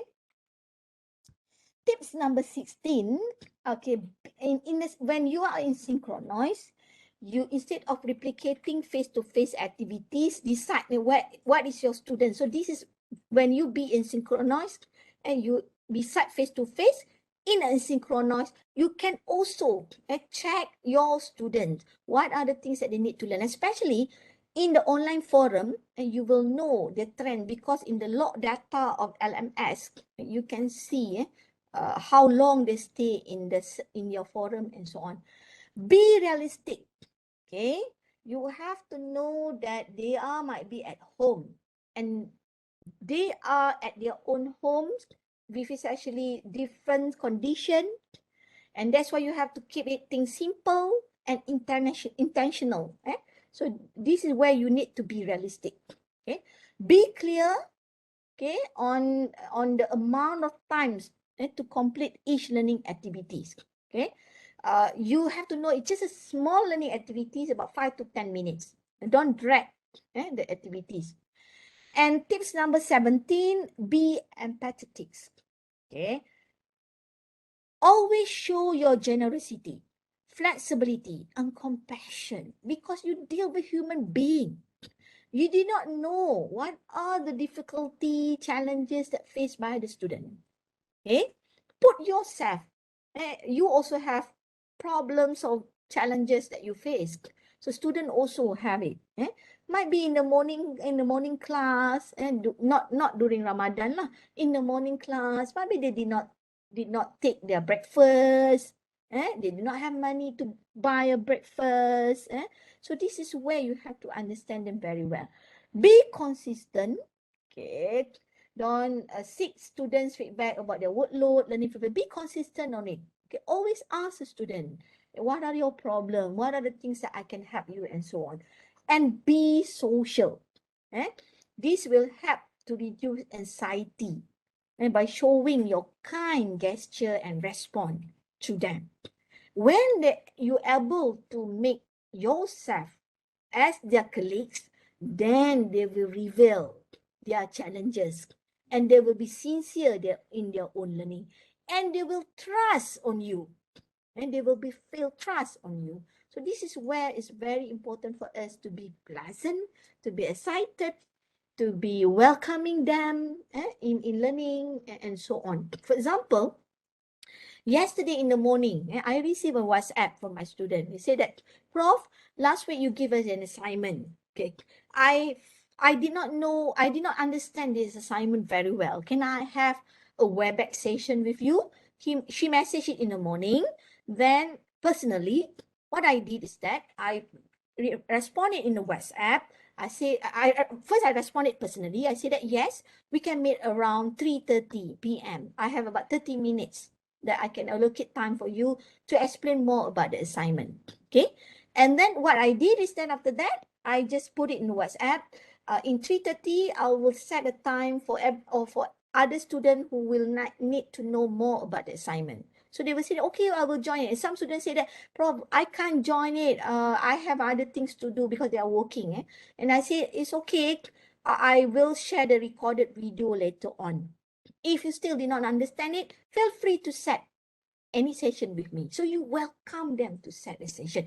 And you must actually make sure that when you promise it, you will actually tunaikanlah, and then you have to do it, okay, and to have it. Don't worry about time. Inshallah, Allah will give you time. Tips number 18, use all the tools about breakout room, breakout session, because when you do a breakout room, you will put them in a small group. Then in a small group, they have to speak. If they're already in a big group, about 60 or 50 students, including you, they're not going to speak. But then if they are in a breakout room about 3 or 4, they will speak because only 3 or 4 students in that breakout room. So this is a tip number 18 that you can use breakout room. Tips number 19, use fun activities for virtual learning. Use debate technique. Sometimes you can refer to Korean movie. Pick any Korean movie that really can relate to your topic. Okay, what are the behavior behind the Korean movie? And any movie in Netflix, show them that you also watch Netflix, of course. Okay, and have a virtual talk, have a questions, two truths and a lie. Two truths and a lie is very excited. Okay, in my class, when I have a two truths and a lie, I ask them to put two truths about them in regarding my class and one lie. And one student say that, Prof, I lied to you. During your activities, I'm not in front of the computer. I'm actually slept about 10 minutes, something like that. So that's a lie. I'm saying it's okay, but don't do it again. Okay? So this is where you can actually have a fun activities. Try it. You will enjoy with it. Remember, for those who just joined UNIMAS, I believe one of you did mention that you just joined UNIMAS. You might have about another 30 years to go as a lecturer. Okay? For me, I have another 5 years to go to be retired soon. So if you have 30 years or 35 years to go, you will be retired in 2045, 2050. Imagine if you start with the same way of teaching and you did not feel fun towards your own teaching. So this is where the social presence is very important because it involves emotion, it involves social factors, where you grab the student together. Not only them, you also have to integrate your social presence inside it. Besides that, tips number 20, humor. Humor is very important. The appropriate humor that you can use. Fun games, humor in your class. You need humor. And humor, fun activities actually seem to promote learning. Because by increasing dopamine, endorphin, oxygen in the brain.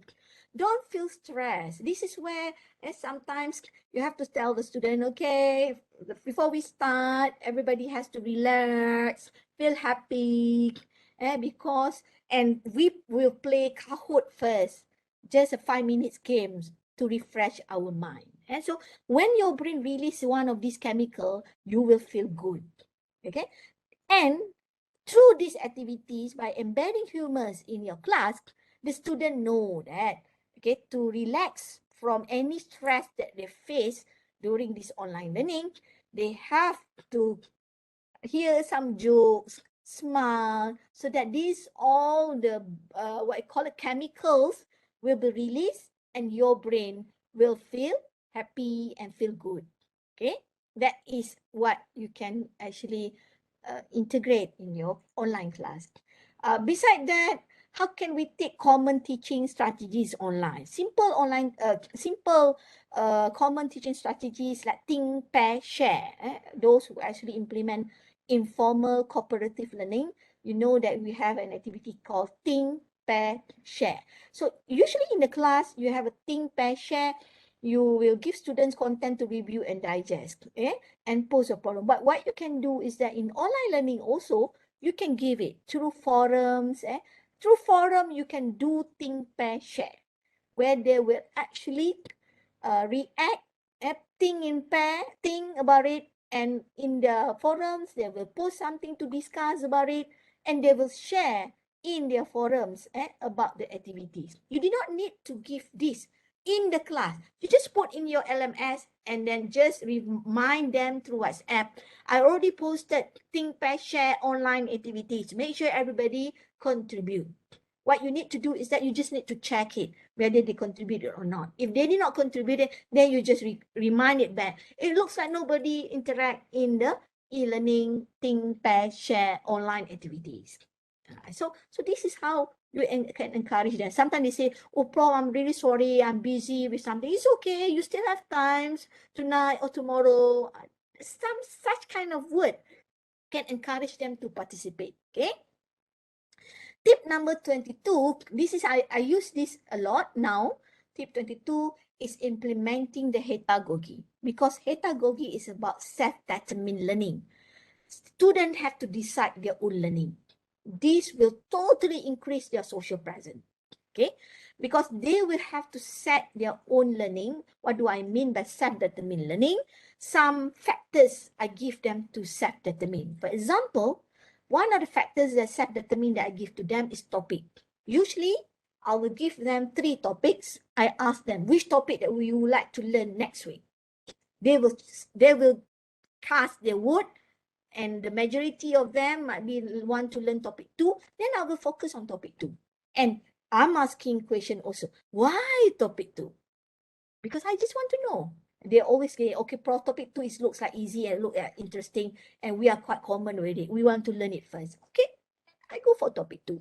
Okay, learning tasks. Okay, they can actually decide on what kind of learning tasks that they will do. Usually in my class, I will prepare 2 learning tasks. So which one that you would like to do according based on your group selection lah.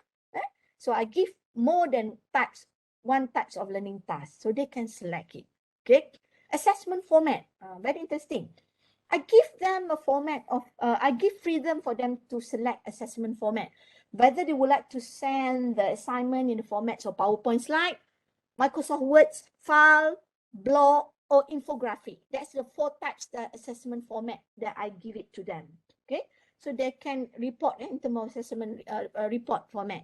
So they can actually send it in the form of PowerPoint slide, not more than might be 15 slides, Microsoft Word file, not more than 3 pages, infographics or blog, or something like that. Okay, time needed to finish the assignment. Usually might be the assignment is about 2 weeks. So I give it plus minus 1 week. So I say you can submit the assignment up between 2 or 3 weeks. I give range of time. I did not give exact time. I give range of time. So time needed. And the last one, the self-determined that I give it to them is team members.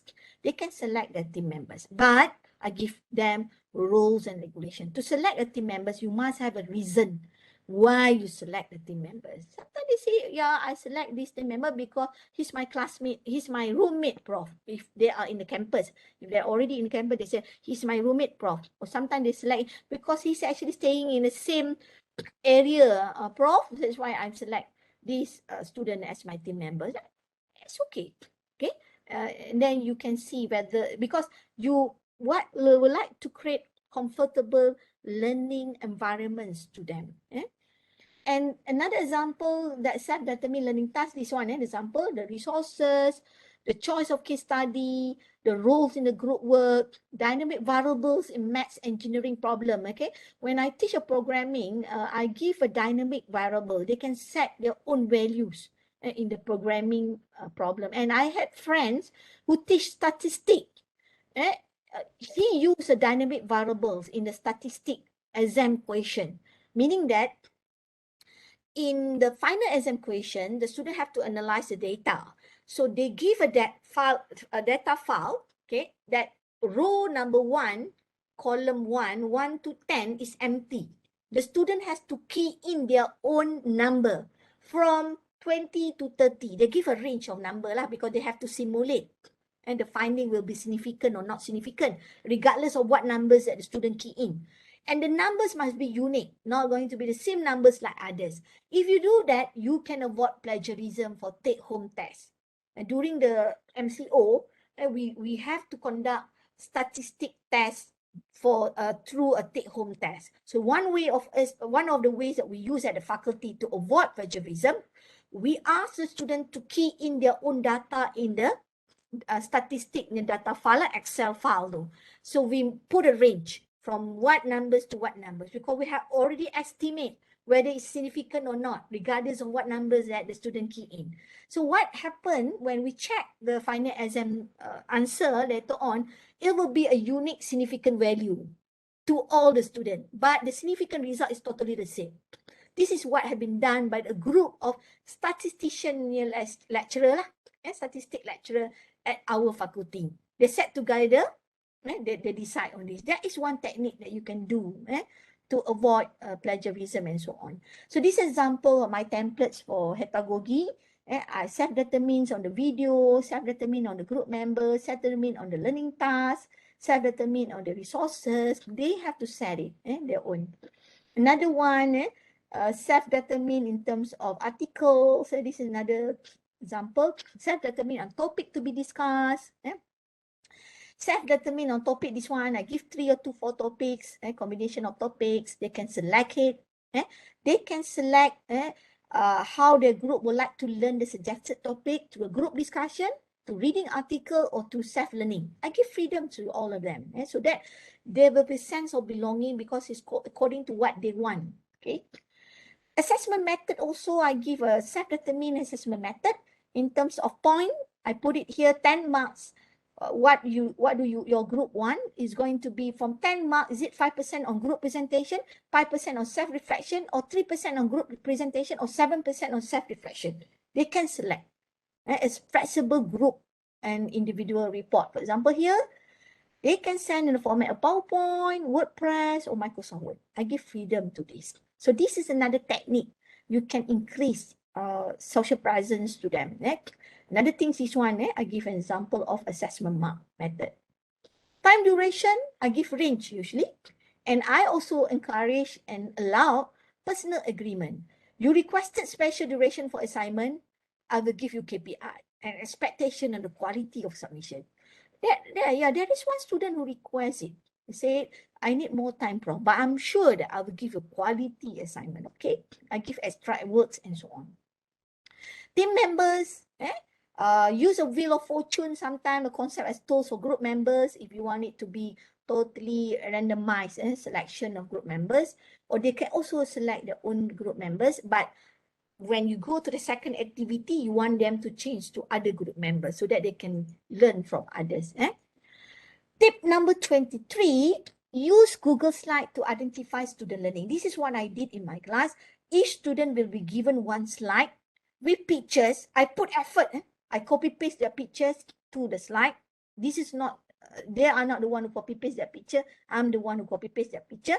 They need to respond. For example, here, this is the detail about it. Class activity, everybody must contribute. So in this activity, I say each slide is belong to each student. You need to draw or write what have you learned from note 1, 2, and 3. Add also point that you did not understand from note 1, 2, and 3. Okay, let's start. I give it 10 minutes. After that, they can continue at home. So this is what I get. One student, it mentioned here, this is what I've been learned, Prof. This is what I wish to learn. The things that I understand it very well. So I'm so happy when I see this. Okay, it looks like through online learning, they pay attention to my class. They learn about this cognitive theory of multimedia learning. They learn about this, what I call it, TPAC models and so on. Okay, this is another one, the student, he put it, how learning theory is being applied. So he put it here, what is EduTech, what I want to learn more, how learning theory is being applied. So this is what I will focus on revision session. And in the revision session, I capture and everything that they would like to learn more to be my special slide that we will discuss further in our online virtual office hours and so on. Another comment that I received, this is what I've been learned by the student and need more further explanation from this. This is another one that I received, what I have learned, what I didn't understand.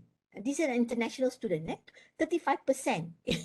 she stated the percentage that she did not understand. And let's walk together theory, learning theory, and so on. So she did not understand it. Another one that I showed, very interesting. What I have learned, what I want to know more. Dia nak belajar this one lah, more about it, and so on. So with this, you know what should be covered in your next session and in your revision session. Okay, so very interesting. And I'm using here Google Slide. Google Slide so that everybody can actually edit it. And then you can get it. And even if you are a researcher, from this also, you can analyze the data, then you can produce a paper in research in teaching. I did that also sometime in my class. Tips number 34, this is more on leisure tips. Adventurous. You must be adventurous in your own teaching. Innovate anything that works. No need to reflect any learning theory. Innovate anything that it works. Allow mistake. Find excitement in your own class. Foster collaboration. Be bold sometimes. Ask the student to be bold. Love what you do. That's part of the tips. Be creative, add jokes, humor, use technology, be passionate in your own teaching. That is my tips for. If not, you cannot stay longer in academia. Okay. And last tip is that authentic learning. What I did in my class is that I'm actually copy paste one article here, the full story about Mahathir, Autumn Mahathir at that moment, waking shutdowns or sales of Malaysian Airlines. It's a real article where I need them to refer these articles. And this is a programming class.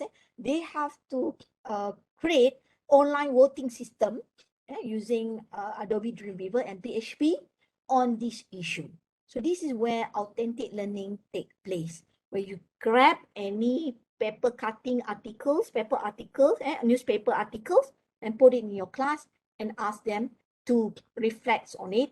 And I'm actually taking the one that been posted in one of the newspaper, online newspaper.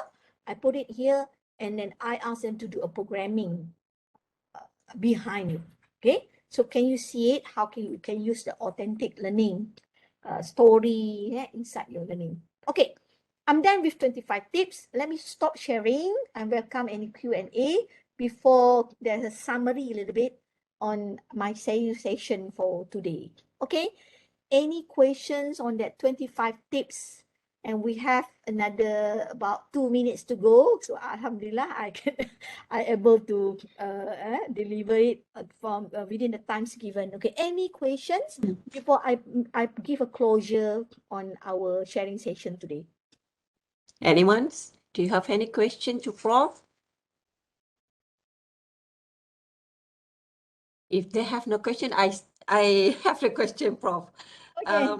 I have one question about Teknologi, because just now you mentioned about the tip number 22.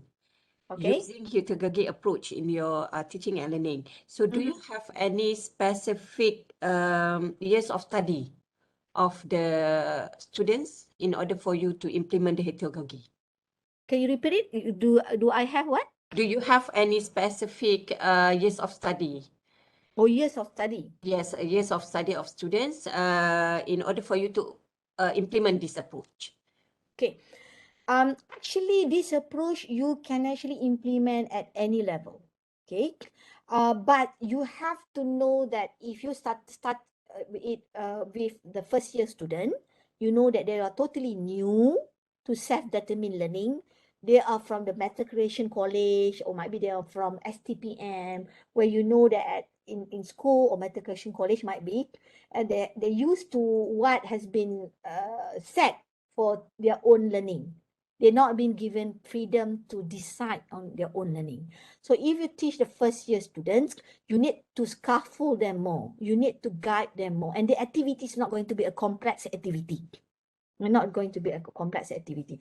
The one that I show you, the pedagogy, is for the final year student. And final year student. So you have to know, if you teach the first year student, they need more help. Okay, they need more help, and they need more guidance, and you need to scaffold them more. Okay, final year student, but believe me or not, sometimes even though you teach final student, they still need guidance from you. Okay, so you have to know your student very well, whether they can survive or not in this pedagogy learning activity. At first, when you embark into pedagogy, you might going to feel frustrated. You sure? Because no response, they did not know how to do it. You expect them to give more, but they did not actually able to survive on it. But it's okay. You need to go give more guidance, more assistance with it. But along the way, when you move to the second activity, they know very well the types of activity that they will go through. Then throughout the time, they will survive in the activity. This is my experience also implementing problem-based learning. I've been implemented problem-based learning since 2000 at UTM. In second year student, third year student, fourth year student. So first year student, actually, if you want to implement this technique, I encourage you to implement it first among first year student, because later on might be other lecturers who want to use this technique, and might be the lecturers will teach the second or third year students. So easy for the lecturers also later on, because the first year already went through this kind of teaching and learning methods. But if you implement it among fourth year students, and they did not actually went through this process before during their first year, second year, third year study, yes, it really need effort from you, and you need to be passionate enough to guide them throughout the activities and so on. Okay, so that is my advice lah. But no doubt it can be implemented in any levels of student year study, especially if you teach postgraduate, you should use this technique. Okay. There is another question from Dr. Jude in our chat room, Prof. Prof, is there any limitation on class size, and what is the ideal class size for online? For me, the ideal class size for online is about 20 to 30 students. Not more than 40 lah. I have to be realistic also. I have to be realistic, because usually when we take a new student, the cohort of student about 30 to 40, sometimes 32, 35. If you have one cohort 60 students, you have to divide into two sections. You have to divide into two sections. I believe 40 is maximum. The right number and the very good numbers is 30 students. 30 students. If you can shrink it to 20, that's much better. For example, at UTM, the totally open distance learning program, we make it as not more than 20. The open distance learning. But then for the conventional program, although we deliver it through online, we make it not more than 40. But totally open distance learning program at UTM, we set it 20. Because the lecturer, the instructor need to know one by one. They need to know the students one by one, and sometimes they have a personal coaching to each of the students if you run open distance learning program. But then it's just an online learning. I think 30 to 40 is the right number lah. And as a dean or directors or head of department, this is the thing that you need to know to set the class size. Okay, thank you. Thank you, Prof, for the answer. There is another question from Dr. Para. Prof, how long should virtual class last? What is the ideal class duration? Okay, this is a very interesting question. I give you a scenario. I can give this scenario because I'm the dean of the faculty. I've observed it a lot. Okay, when we actually just jump to online learning, remember, we already have our conventional class schedule. Our conventional class schedule, we know that it starts at 8 a.m. in the morning, 8 to 10, one class. 10 to 12, another class, isn't it? So usually when we have a physical face-to-face classroom, the student will move from one classroom to another class, isn't it? So it will about before 10, but might be 9:50, the lecturer will stop his or her lecturing, and then he said that you can move to other class and so on. But in online learning, remember, in online learning, the student is not moving. The student is just move from one WebEx to another WebEx. Okay. To be realistic, and this is what we did in our faculty. To be realistic, at first during 2020, when we first locked down, we just go on with what we have. Okay, but it looks like the student feel tired, feel stressed, totally stressed lah with online learning. And then I heard some parents also email us saying that his daughter did not came out from the room almost 8 hours and so on. And she has a mom has to bring all the lunch and breakfast into the room and so on. So what we did the last 2 semesters, we make a policy, a guideline at the faculty. If your class is 2 hours, you only need to deliver it 1 hour 30 minutes, virtual, online, synchronous. Another 30 minutes is for asynchronous. That is a must. We monitor it. We say it to all the lecturers. We set a meeting at the academic committee members. We decide on it. 2 hours face-to-face, 2 hours synchronous, 2 credit hours class, usually equivalent to 2 hours per week. Online, synchronous online session. We encourage, we make it a policy that the lecturers only use about 1 hour or 1 hour 30 minutes. 3 hours, we want the lecturers only use 2 hours synchronous only. Okay, but that one also we ask the lecturers to have a break between 1 hour another 1 hour. So the best actually is that you deliver it synchronous about 20 minutes, you need a break about 5 to 10 minutes. Okay, you deliver back another 20 minutes, you need a break another 5 to 10 minutes. That break you can give an activities, or might be you can actually give the students to drink or have a fun activities outside class topic and so on. That is the best lah. My advice and suggestion to the class activities. Yeah. Okay, thank you, Prof, for the answer. Any last question? Any last question before I have a few slides to Yes, close because you our have few slides to Yes. conclude the workshop, right? conclude the section. Any more?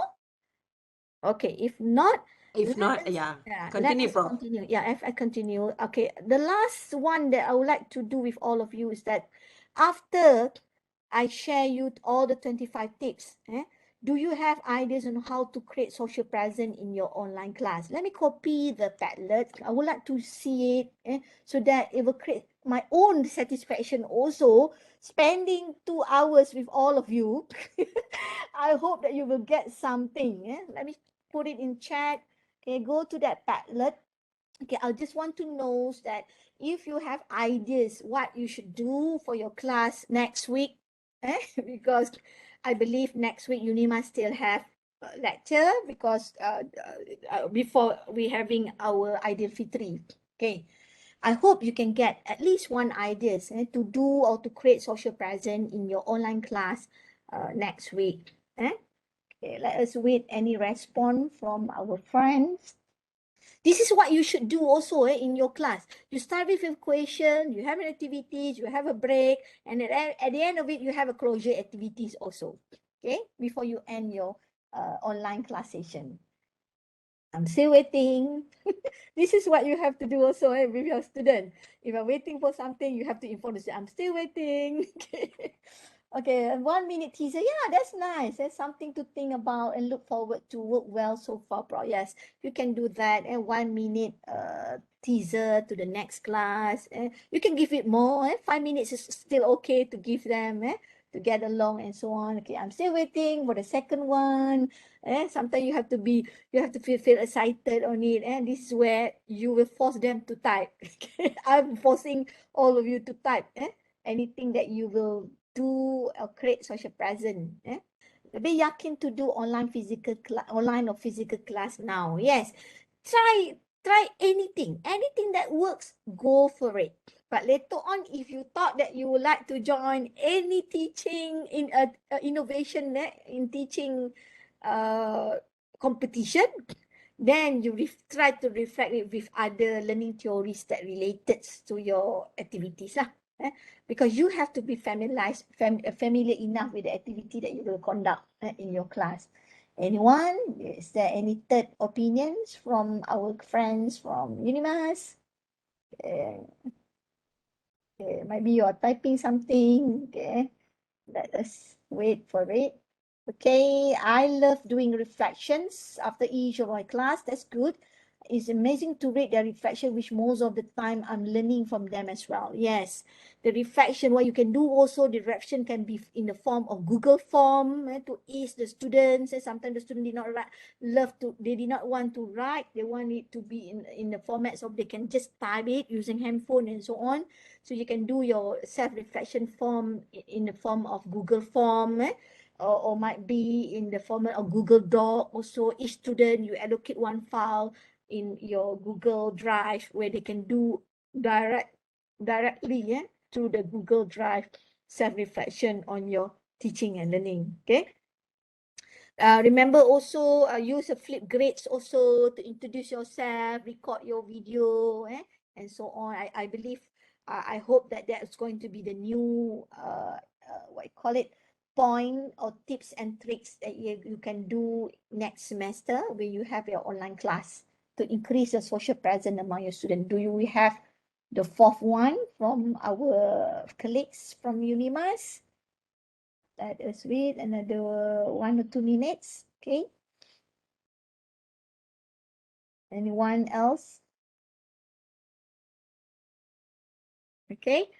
I gain more ideas, okay, in ensuring social presence. I love to use written self-reflection so that it will provide strength, witness, as a reflection to me as well as instructor. Yeah, because you need reflect from your students to show that what are the improvement that further improvement that you need to do regarding your teaching and learning. And feel open, be open, and feel free to have it and take it as a positive comment lah. Although sometimes students also give a negative comment, but maybe it's okay because we also a human being.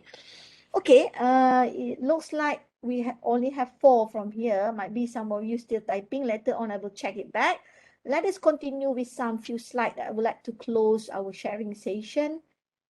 Okay, so tips and tricks summary. This is part of it, the summary. Use a video feedback, incorporate personal profiles and photo, be responsive to the student need, provide messages that are respectful, positive, and ensure quality of the media. Also, encourage learners to evaluate their positive and negative feeling. That is very important. Involve feeling in learning. Some part of also the final point, we have to know that effective conversation, interaction, and collaboration play an important role in online learning environments. And usually, sometimes, however, it's widely recognized that merely forming a discussion group and providing the technology for it to function will not lead to learning. Sometimes the technology itself cannot help, but that's why the learning activity is very important, and our role is as a facilitator, and we need to motivate the student also throughout the learning. Okay, and we have to know that the learners need to know each other. You have to put them working in groups. Don't just have an individual assignment. You need an individual assignment, but you need also to put them in group to check whether they contribute or not towards the group assignment. The self-reflection must be an individual self-reflection. That's how you can do it and give marks. Last final point, online learning component, as I did mention, consists of learning activities, learning environments, tools, and support. And with this, if you're able to overlapping it among each other, where you can see that the overlapping of all the social present is very important, because to make sure the teaching present and connected present take place, the social present must be there. The overlapping of teaching present and social present will increase learning experience, will make the interaction for learning effective. The overlapping of social present and cognitive present will make the socialization of the content and the self-study. And you can see it. And this is where the social present itself, it actually focusing on a community development.